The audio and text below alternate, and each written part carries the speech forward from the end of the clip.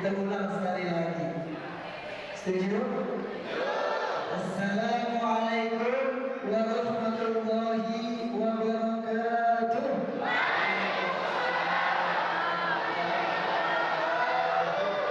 Alhamdulillah. Kalau begitu kan kelihatan gak akan tidur. Kalau jawab salamnya lemah, aras gak berguncang. Kalau jawab salamnya kompak, aras berguncang, rahmat turun. Kita kebagian ya. Alhamdulillah.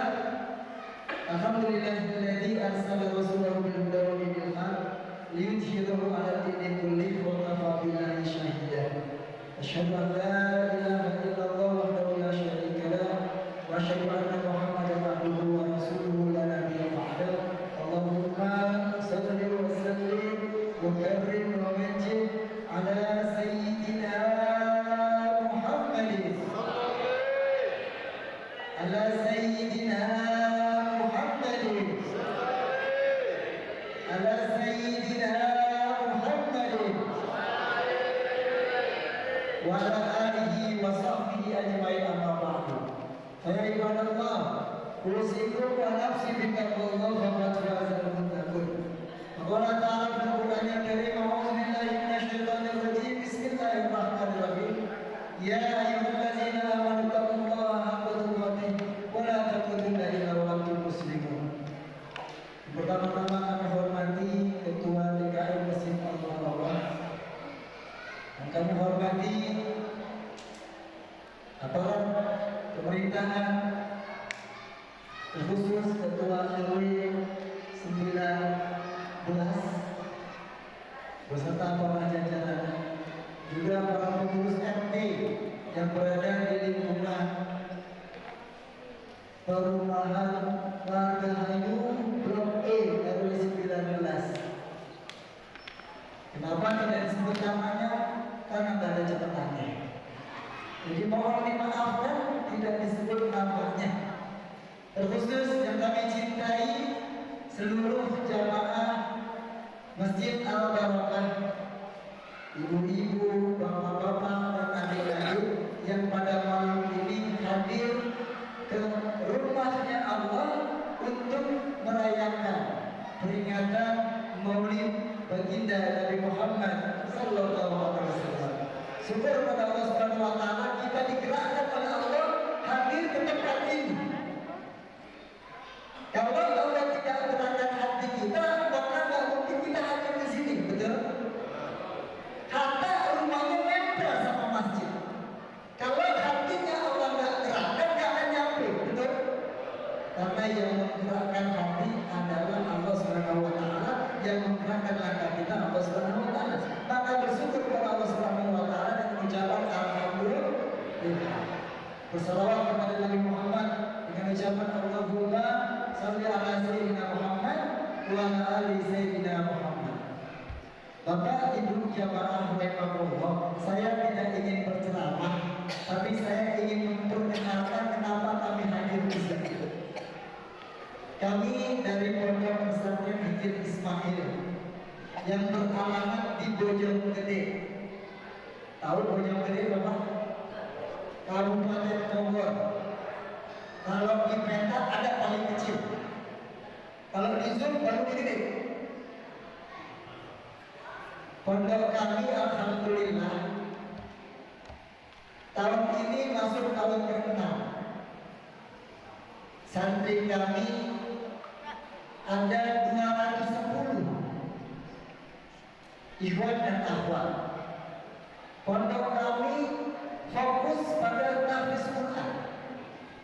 Dan alhamdulillah atas Allah kehendaknya hari ini sudah ada 53 santri kami yang sudah tuntas 30 juz dia hafal, mau diputar dari arah belakang mau pindah arah depan, dia bisa melanjutkan ayat-ayat yang kita perintahkan.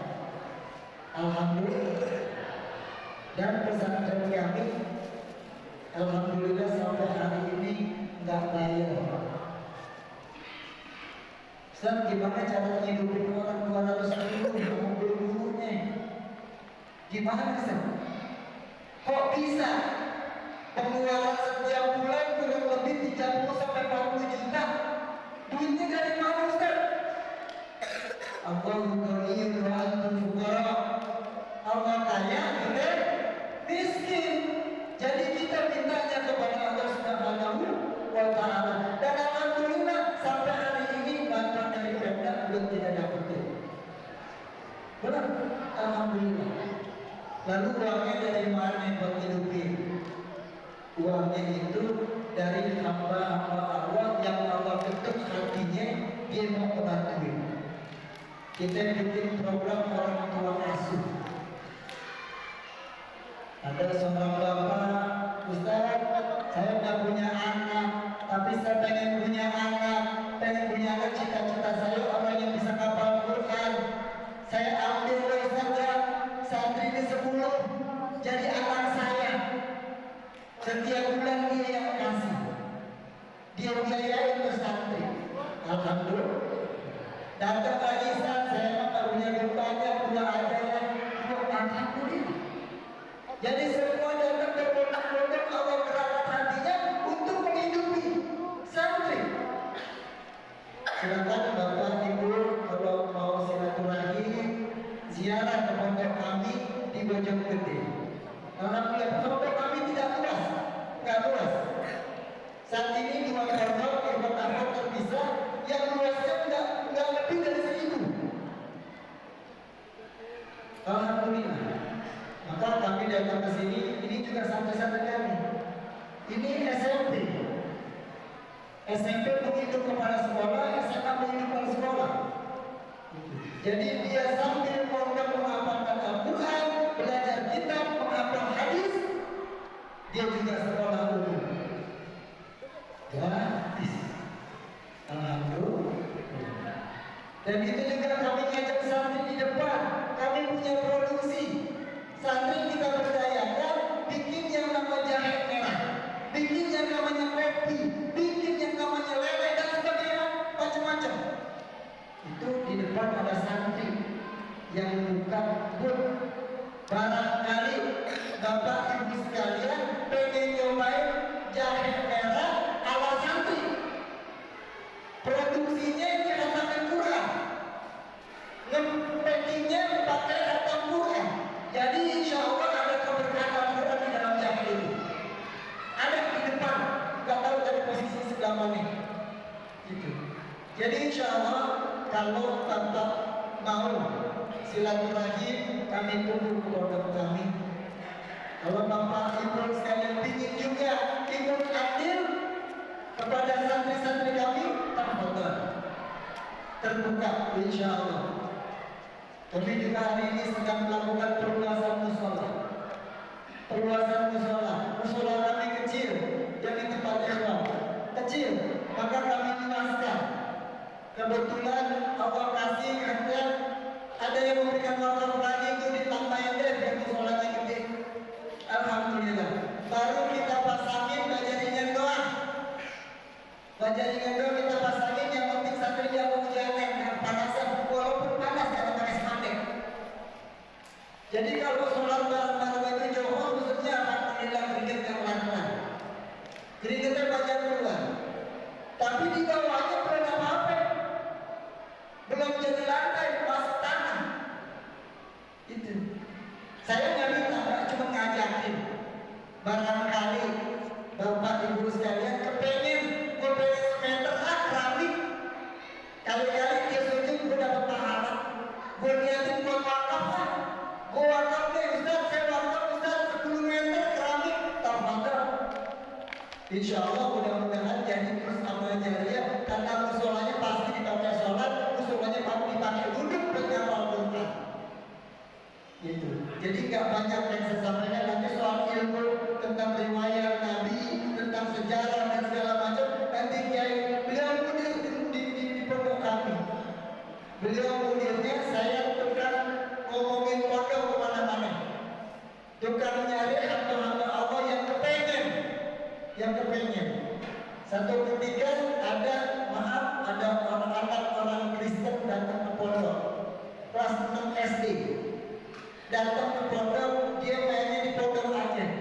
Dia mau belajar Quran, agamanya Kristen. Dia minta masuk Islam, kita nggak kasih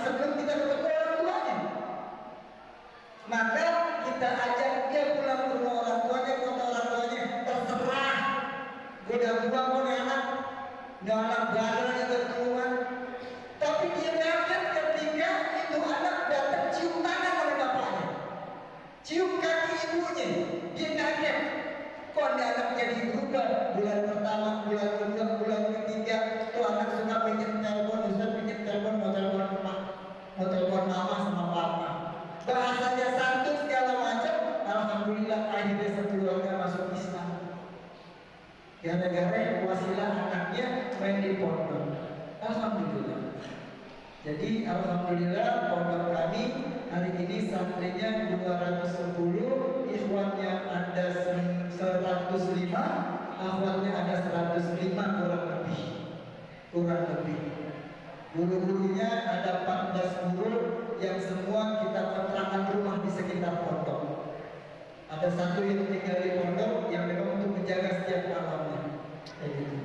Jadi jika Bapak Ibu berkenan silaturahim ke pondok kami, tafadhol, kami terbuka di Bojonggede, masuk dari rumah Bambu Kuning bisa, masuk dari kantor desa Bojongbaru juga bisa.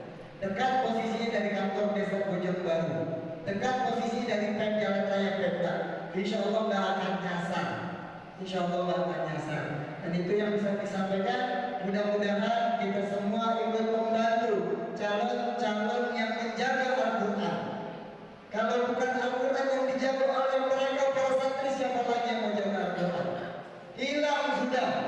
Catatan pemantauan Kementerian Agama khususnya dalam haji, orang yang berangkat haji tahun kemarin 67% nggak bisa baca Quran. Sedih ya kira-kira. Haji kita haji tamatu.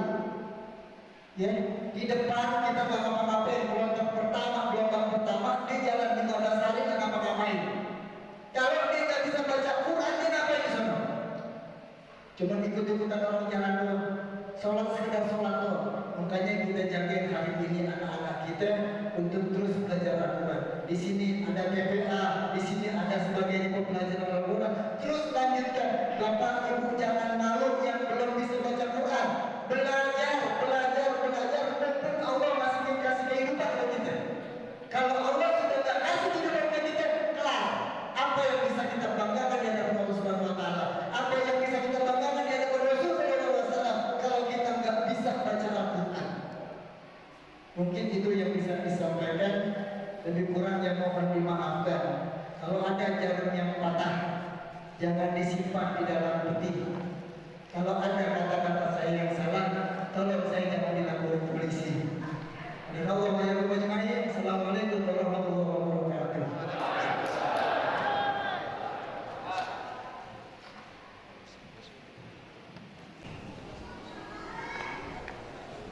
Assalamualaikum warahmatullahi wabarakatuh. Alhamdulillahi jalla jalaluhu wa azma sya'nuhu wa tabaraka ismuhu wa ta'ala majduhu wa taqaddasat sifatuhu. Asyhadu an la ilaha illallah al-qawiyyu sultan al-wadhihu burhanuhu wa asyhadu anna sayyidana wa nabiyyana Muhammadan 'abduhu wa rasuluhu wa khaliluhu wa safiyyatuhu.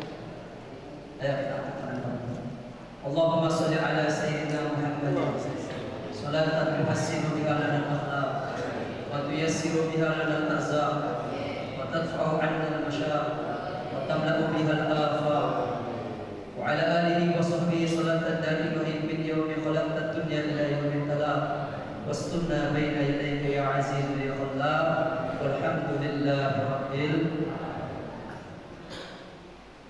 inna ahsana mawa'idhi syafiyah kalamun man la takhfa 'alaihi al-khafiyah. Allah Ta'ala yaqulu biqawlihi yahtadil muhtadun. A'udzu billahi minasy syaithanir rajim. Walladzina amanu wa 'amilus solihati wa amanu bima nuzzila 'ala Muhammadin kaffara 'anhum sayyi'atihim wa aslaha balahum. Qala alaihi salatu wassalam, wa ma Muhammadun illa rasul qad khalat min qablihi ar-rusul. Qala fi ayatin ukhra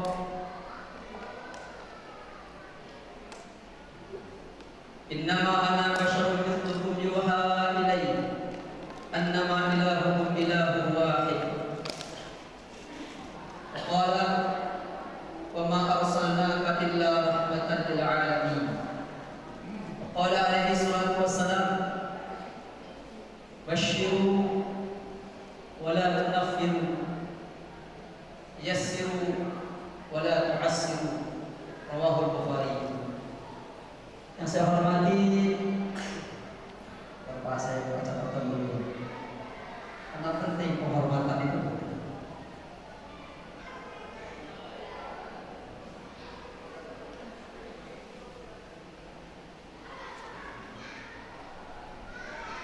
Ketua RW 19 Bapak Jemi Abdul Esra dan jajarannya, mudah-mudahan panjang umur, sehat walafiat, berkah selalu.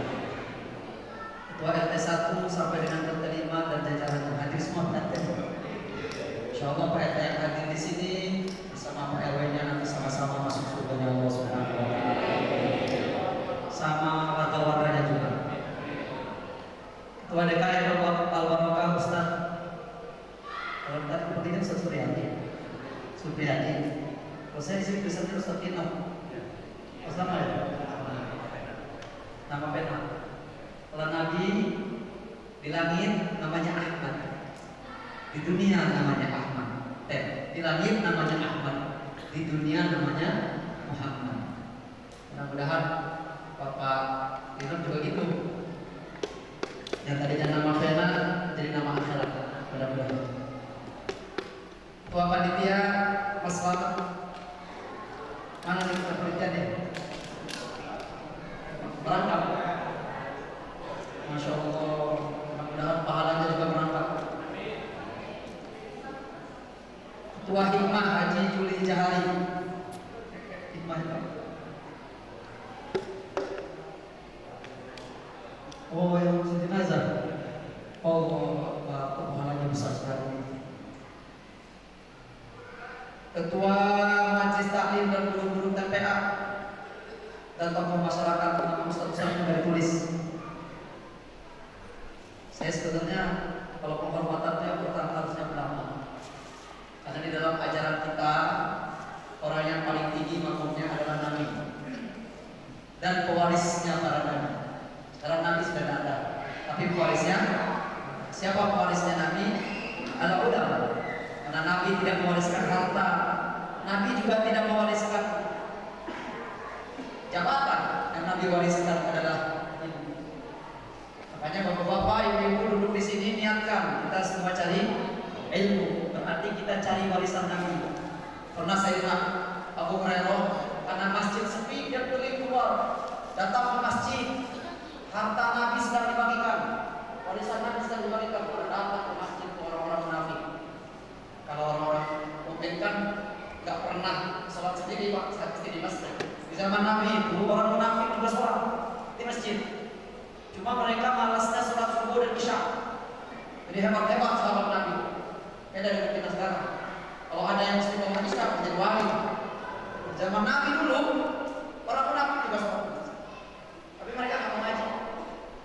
Tapi bilang, Sayyidina Abu Hurairah bilang di masjid nanti bagi-bagi warisan Nabi datang semua. Sampai di masjid ada majlis taklim. Marah-marah orang munafik, kamu bohong sama saya. Kita bohong. Ini warisan Nabi. Maka siapa yang duduk di sini niat mencari ilmu, dapat ilmu, berarti dia berharap dapat warisan Nabi. Nah, orang yang dapat warisan adalah keturunan. Kalau Nabi itu menurunkan dua, nasaban dan sanadan. Nasab adalah darah. Seluruh nasab pasti hilang, seluruh nasab pasti putus, kecuali nasabnya Rasulullah SAW. Sampai hari kiamat nasabnya tidak akan putus. Maka nanti Imam Mahdi itu adalah keturunannya Nabi. Namanya Imam Mahdi adalah Muhammad. Ayahnya seperti nama ayahnya Nabi, Abdullah. Itu keturunan Nabi, gak bakal putus. Tapi bapak gak bisa Pak milih jadi keturunan Nabi. Gak bisa beserta Ustaz saya jadi keturunan Nabi, ya gak bisa. Tapi bapak bisa menjadi keturunan Nabi dari sanan keilmuan. Kita mungkin bukan keturunan Nabi secara darah, tapi kita bisa menjadi ahli warisnya Nabi dari ilmu. Maka seseorang akan senang berkumpul dengan keturunannya. Begitu pula nanti yang dekat dengan Nabi adalah para pendatang. Sebetulnya menjaga agama ini adalah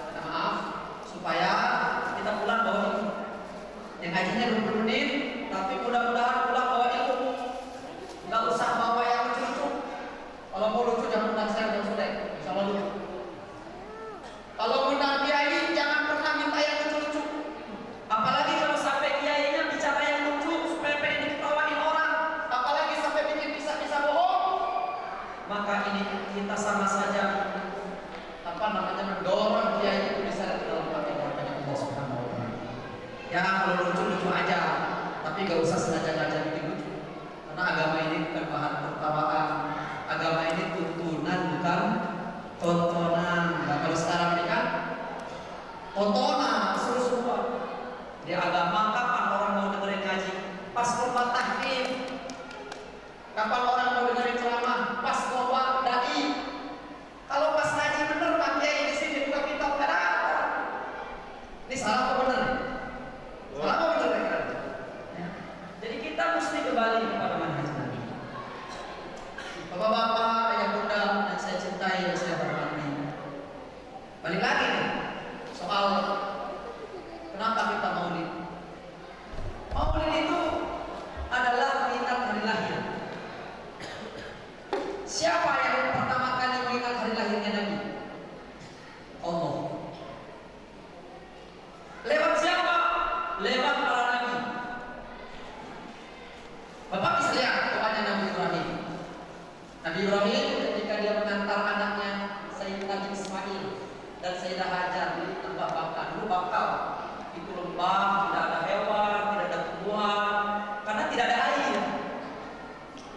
Ditaruh di tempat itu tidak ada manusia. Di mana tidak ada tumbuhan, tidak ada hewan, pasti tidak ada manusia.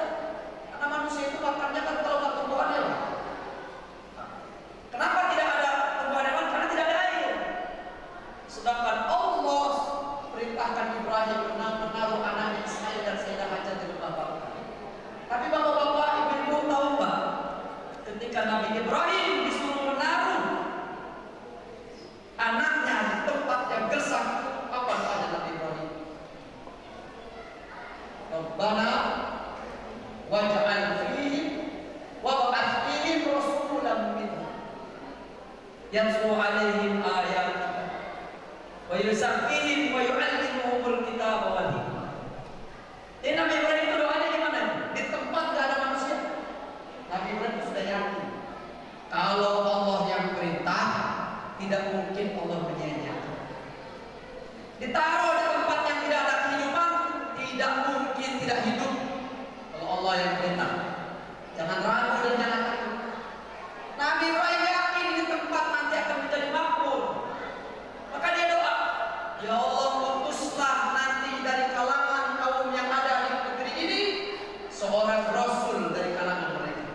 Maka Nabi Muhammad SAW bersabda, ana da'watu Abi Ibrahim. Saya adalah doanya Nabi Ibrahim.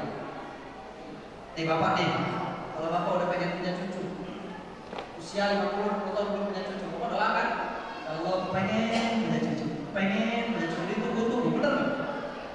Hari lahir cucu kita bahagia nggak? Ini yang saya tunggu-tunggu. Jadi yang menunggu hari lahirnya Nabi itu siapa? Nabi. Lihat Nabi Isa. Tugas Nabi Isa itu spesial, beda dengan nabi-nabi yang lain.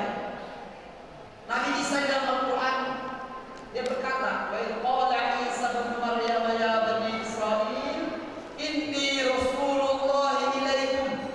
Wahai bani Israel, saya datang kepada kalian sebagai rasul. Apa tugasnya saya? Musaddiqal lima baina yadayya minat Taurat.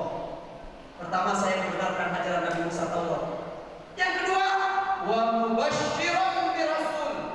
Saya datang memberi kabar gembira dengan seorang rasul. Siapa rasul itu? Ya'ti min ba'di. Dia akan datang setelah saya. Ismuhu Ahmad.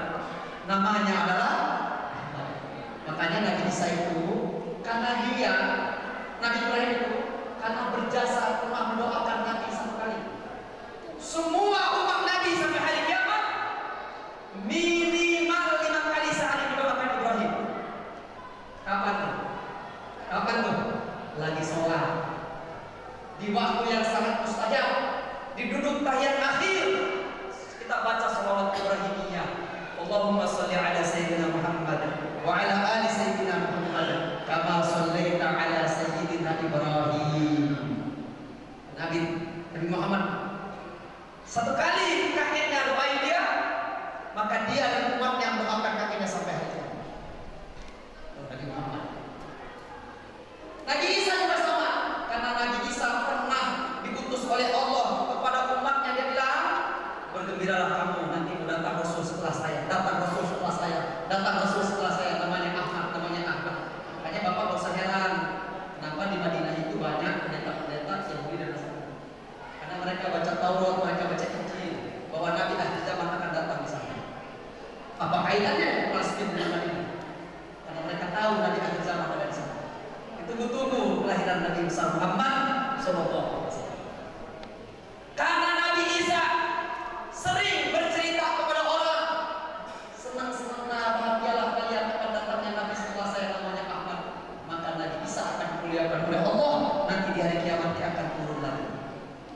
bersama dengan umatnya Nabi Muhammad Sallallahu Alaihi Wasallam. Oh, bapak-bapak, ibu-ibu yang saya cintai. Jadi Nabi Muhammad itu ditunggu-tunggu kelahirannya. Kapan datangnya Nabi Muhammad? Makanya ketika Nabi Muhammad lahir, seluruh manusia di bumi ini semangat, bahagia. Pendeta-pendeta itu mereka sujud, mereka menari-nari. Tanda-tanda alam sudah terlihat. Malam ini lahirlah laki-laki yang dijanjikan itu. Udah tahu semua. Itu lahir Nabi Muhammad SAW, semua senang. Bahkan ada seseorang yang dijamin masuk neraka ikut senang. Siapa namanya? Abu Lahab.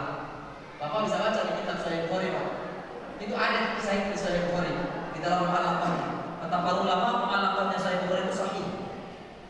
Itu Abu Lahab ketika dia meninggal diceritakan, dimimpikan dia oleh sahabat yang lain.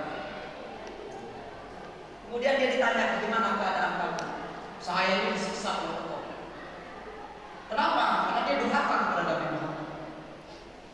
Illa yukhaffafu anni kulla yawmin itsnain. Kecuali saya diringankan siksaan pada hari Senin. Kenapa di hari Senin diringankan siksaan oleh Allah?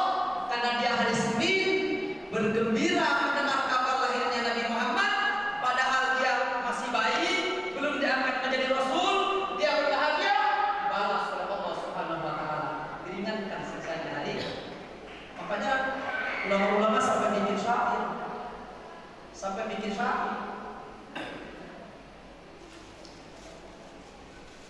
Hadza kafirun ja'atimu.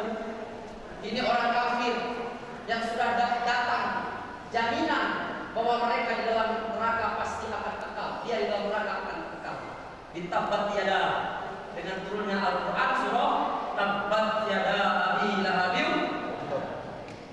Anna ata'annahu yukhaffafu kulla yawmin itsnain bisururi akada. Dan datang riwayat setiap malam Senin diringankan siksanya oleh Allah.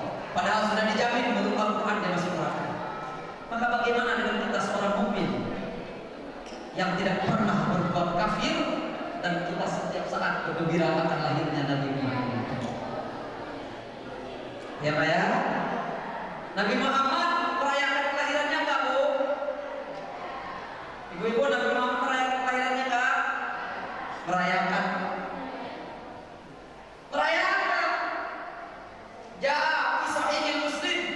Dalam riwayat Sahih Muslim jelas. Su'ilan siyamu yaumil itsnain. Beliau ditanya tentang puasa hari Senin. Kenapa ya Rasulullah kau puasanya Senin? Dijawab oleh Nabi, fihi wulidtu wa fihi unzila alaihi. Hari itulah saya dilahirkan. Hari itu pula saya diberikan wahyu oleh Allah Subhanahu wa taala. Senin Nabi mengingatkan lahir. Timbul nanti pertanyaan dari bapak-bapak semua, Ustaz, tapi kan Nabi merayakannya dengan puasa. Kalau kita ini kan nggak puasa, kumpul-kumpul ngaji-ngaji, bagaimana hukumnya? Boleh. Ketika Nabi SAW sampai di Madinah, orang-orang Yahudi di Madinah puasa, namanya puasa Asyura. Apa itu puasa Asyura? Puasa Asyura apa? Puasa tanggal 10 Muharram. Puasa Asyura. Puasanya orang Yahudi. Tetapi tanya, kenapa kalian kok hari ini puasa? Dijawab sama orang Yahudi. Fihi najallahu Musa wa aghraqa Fir'aun wa ahlahu. Hari itu Allah selamatkan Nabi Musa dan Allah tenggelamkan Fir'aun dan pengikutnya. Kata mereka, maka kami puasa di hari ini untuk mengingat peristiwa itu setiap tahun sekali. Padahal kejadiannya sekali, dirayakan setiap tahun sekali. Maka apa jawaban Nabi SAW? Nahnu aula bi Musa. Kami lebih dekat dengan Nabi Musa. Lebih pantas untuk berbahagia atas keselamatan Musa. Tahun depan kita puasa. Nabi puasa dan memerintahkan sahabatnya untuk puasa. Lalu dia bilang nanti kalau panjang umur kita puasa juga tanggal 9. Jadilah puasa Tasyrik. Kata Imam Ibnu Hajar Al-Asqalani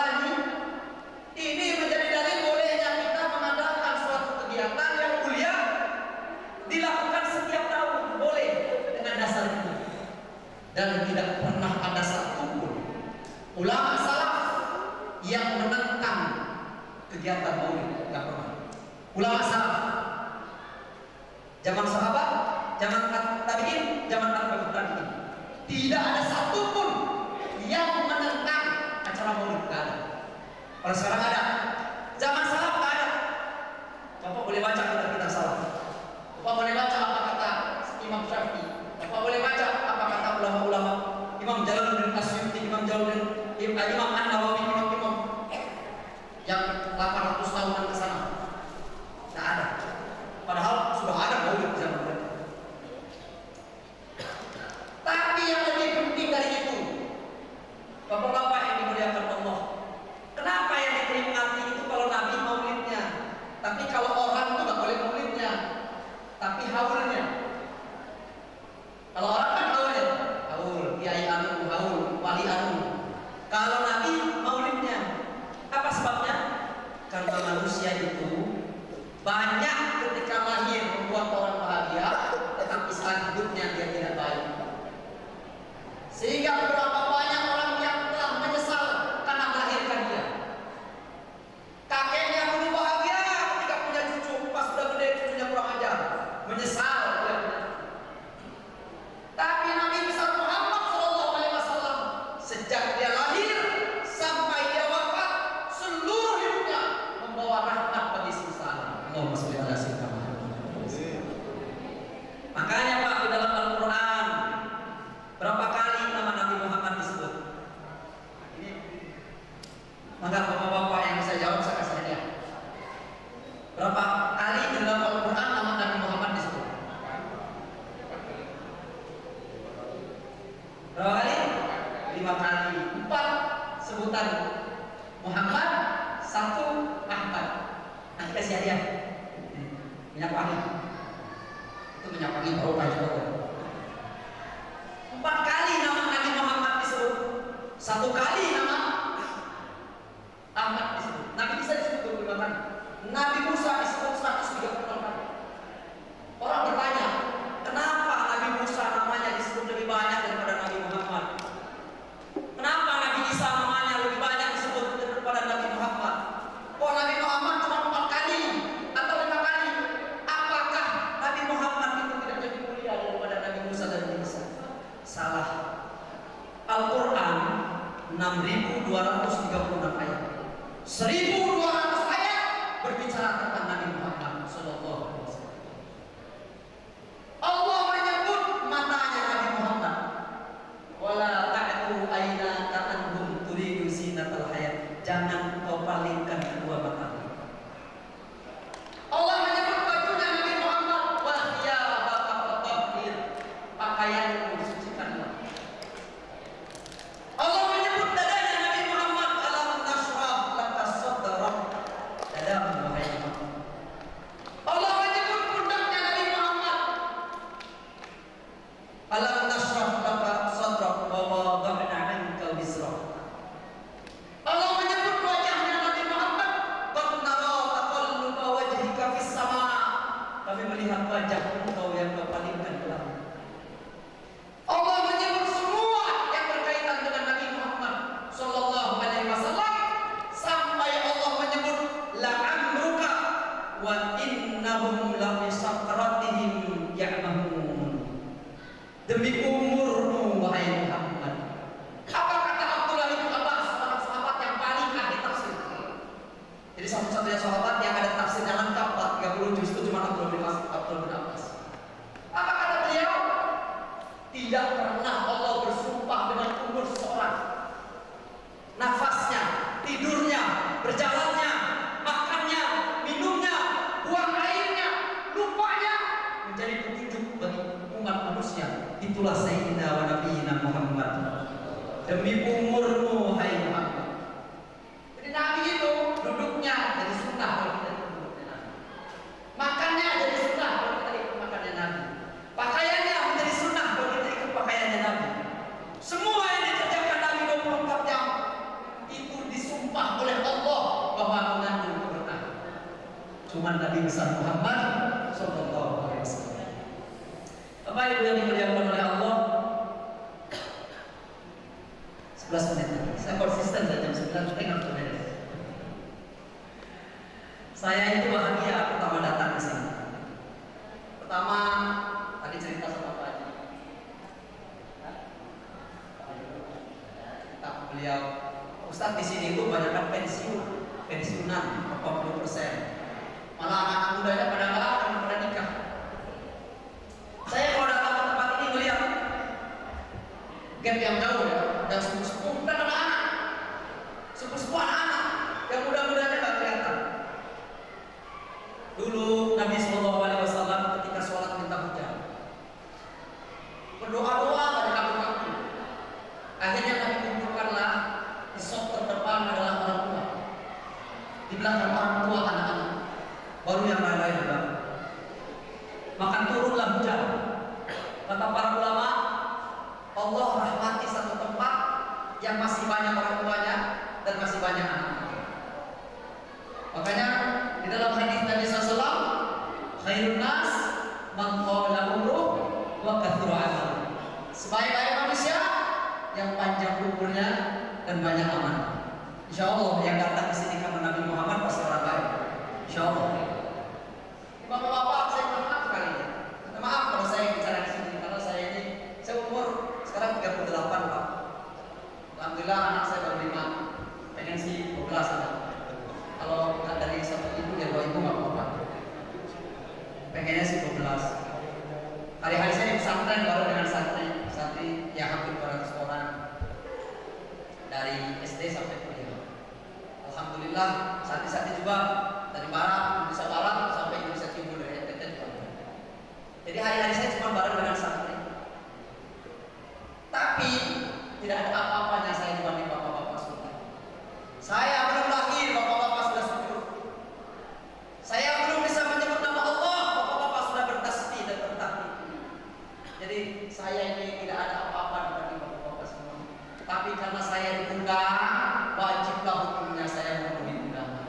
Bukan berarti saya lebih mulia dari bapak-bapak. Di sini banyak orang-orang tua. Nabi SAW bersabda, "Laisa minna man lam yakun kabirana wa lam yarham sabirana." Bukan umat saya, bukan golongan saya yang tidak bisa memuliakan yang tua-tua dan tidak bisa menyayangi yang muda-muda. Hebat-hebat yang masih ada tawaran. Pernah ada satu kali Nabi sedang berjalan, lalu umat duduk di sekeliling Nabi, datanglah orang yang sudah sepuh. Tapi gak mau geser, yang muda gak mau geser. Kenapa? Pengen deket Nabi. Nabi tegur, "Inna min ijlalillah," termasuk orang yang mengagungkan Allah, ikramul dhi syaibatil muslim, adalah menghormati orang sepuh-sepuh yang muslim. Itu harus dihormati. Begitu pula dengan anak-anak. Itu anak-anak Pak, orang paling ikhlas di dunia anak-anak. Mereka itu doa main-main aja dijawab Allah. Doa main-main aja anak itu dijawab Allah. Makanya jangan galak-galak sama anak kecil. Kalau pengen ikut Nabi Muhammad SAW harus sayang sama anak kecil. Ini kan saya ngomongnya ini sosial nih. Kebetulan sini banyak anak-anak kecil dan saya bahas itu. Satu yang dalam proses gas bumi. Al-Imam Jalaluddin As-Suyuti juga ditulis oleh Imam oleh Hujjatul Islam Imam Al-Ghazali di dalam kitab beliau At-Tibril Muluk fi Nasihatil Muluk.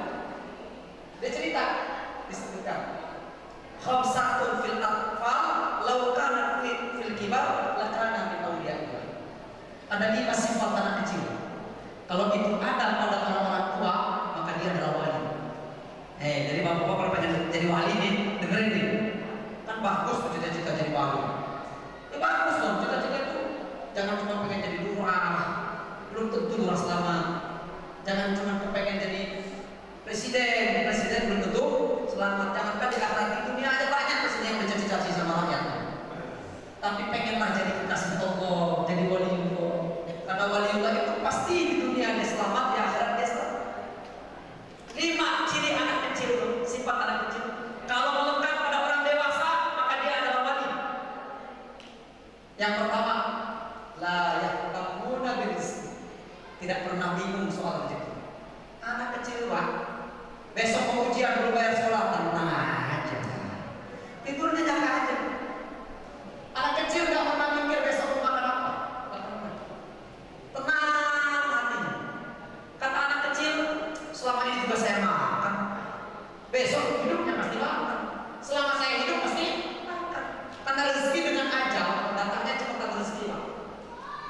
ajal itu datangnya cepetan rezeki.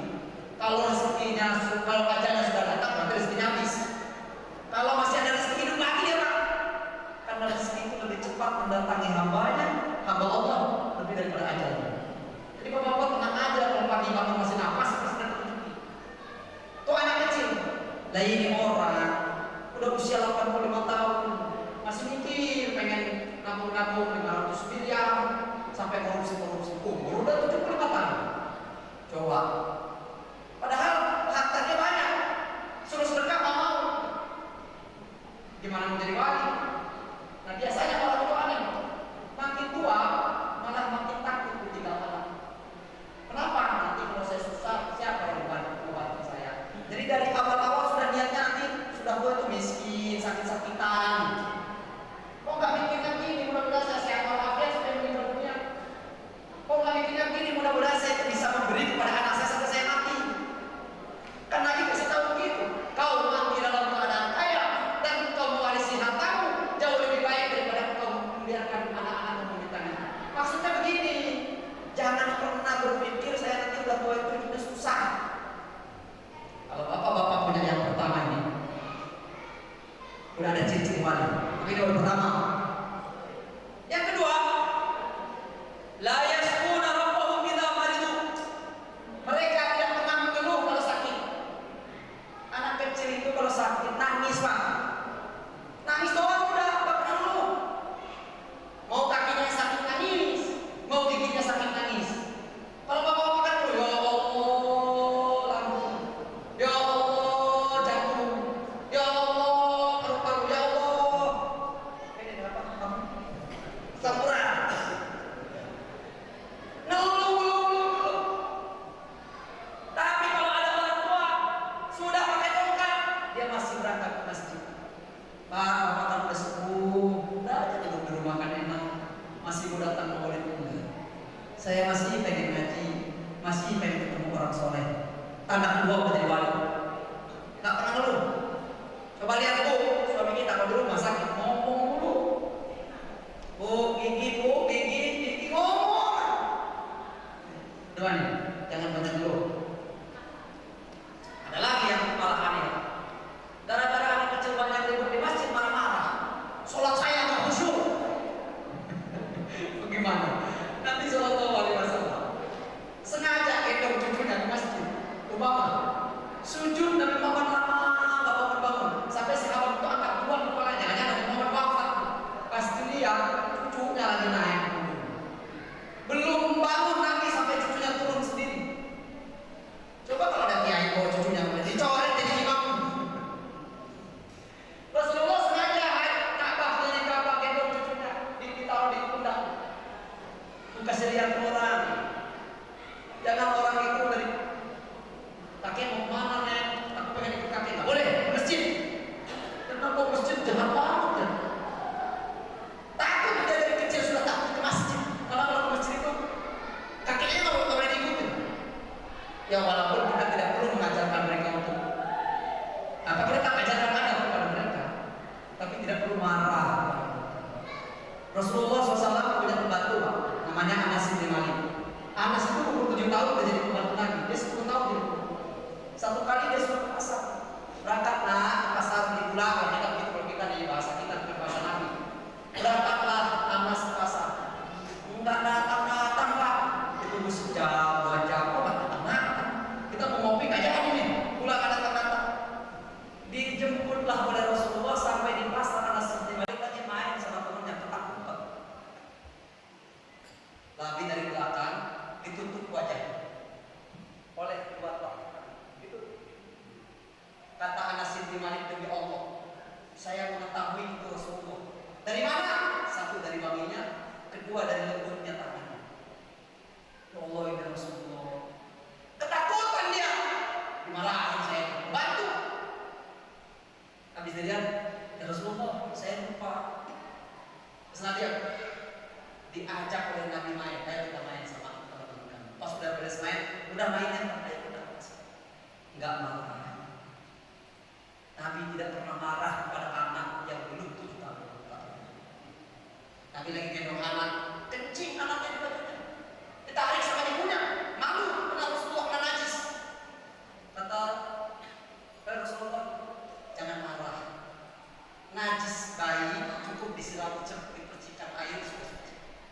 bapak gendong bayi, cepat aja sholat, tapi baik kalau bulan kata suami itu ini najis tidak selama ya hilang suci, tapi marahmu kepada anakmu akan dia kenal sampai dia dewasa. Allah, ini baru sunnah yang berat. Coba siapa di sini yang nggak pernah marah sama anakmu dari bawah 7 tahun? Yang nggak pernah marah sama cucunya siapa sih? Yang nggak pernah marah sama anak kecil siapa? Susah. Kalau tahajud banyak di sini yang tahajud. Kalau Senin Kemis banyak di sini yang Senin Kemis. Kalau baca Quran banyak di sini yang baca Quran. Kalau iktikaf banyak di sini yang iktikaf. Tapi kalau ditanya siapa di sini yang tidak pernah marah kepada anak kecil yang berbuat salah kepadanya, mungkin gak ada satupun yang tahu kita. Ayo kita sekarang udah ngaji. Kita udah kenal Nabi. Yang sudah kenal Nabi, jangan bentak-bentak, jangan marahin anak di bawah 7 tahun. Mereka itu sholat aja nggak boleh, kita suruh di bawah 7 tahun itu nggak boleh. Muru auladakum bisolati idza sallaita. Perintahkan anakmu sholat ketika sudah 7 tahun. Jadi kalau dia ke masjid main, memang dia kerjanya main, anak-anak kecil. Nabi Ibrahim itu penyayang dengan anak-anak. Makanya Nabi Ibrahim itu ketika Nabi Isra Mi'raj ketemu di situ ada Nabi Ibrahim lagi main sama anak-anak. Terus ditanya, Rasulullah nanya ke Jibril, kamu kenal siapa? Gak kenal, itu Ibrahim kaki kamu. Karena dia senang dengan anak kecil, dia masuk surganya main dengan anak kecil. Selama masih ada anak-anak kecil, insya Allah rahmat barokah turun di tempat. Makanya coba bapak-bapak sakit pinggang. Kemana pak kalau ngaji sembuh sakit pinggang? Pas Ustaznya pulang lagi gendong cucu, sembuh sakit pinggangnya kalau ketemu cucu. Itulah barokahnya punya anak kecil. Jadi kalau masih ada suara anak, masih ada suara piring pecah, masih tembok dicoret-coret, berarti bapak ibu masih ada rahmat di rumah. Tak usah marah. Ada masanya nanti bapak menunggu kapan anak bapak banting piring lagi, karena udah gak pernah pulang. Ya, saya pipi udah saya dulu dilempar, dibanting, diluan, tembok bercet, dicoret-coret. Saya lagi duduk dicoret-coret, baju saya uang di